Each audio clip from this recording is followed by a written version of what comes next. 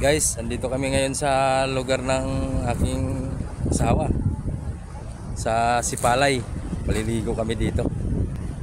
Ganito yung lugar nila dito, oh. Ito fishport pala yan dyan. Daungan ng mga mangingisda. Diyan kami maliligo, oh. Yung lugar na yan. Napaka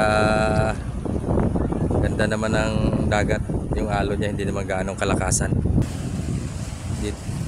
Diyan pala kami sa may puno na yan. Diyan kami makisilong. Kasi walang cottage dito, eh. Diyan kami mag-iihaw, magluluto kami mamaya. Napakaganda ng lugar. Sa kabila may beach doon na napakaganda. Yun, oh. Ganda. Ito pala guys yung barungoy. Salangan nila mamaya. Mag-iihaw sila dito. Si pista dito sa Sipalay. Barungoy festival dito.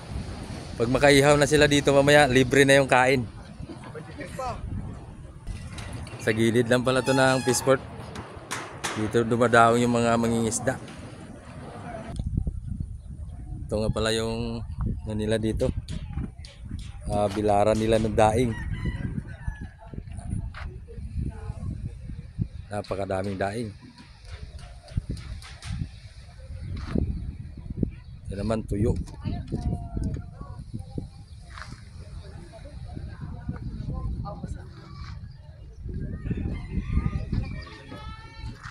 Dito lang din to sa gilid ng fishport.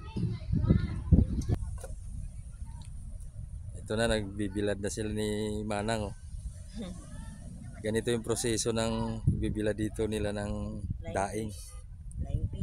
Flying fish. O pista kasi dito kaya maraming barungoy fish. Yan yung pagbibilad nila. Natutuyo naman po yan na isang araw lang. Oo, tutog lang sa mga alas 3 ng hapon.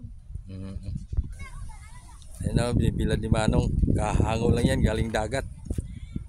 Tubig dagat din kasi yung pinanghuhugas nila dyan. Para maganda yung timplada ng ng daing.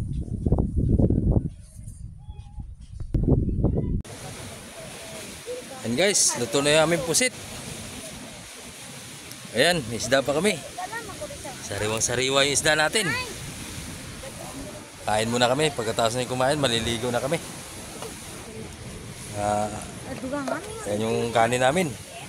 Sa usawa namin, oh, sili na suka.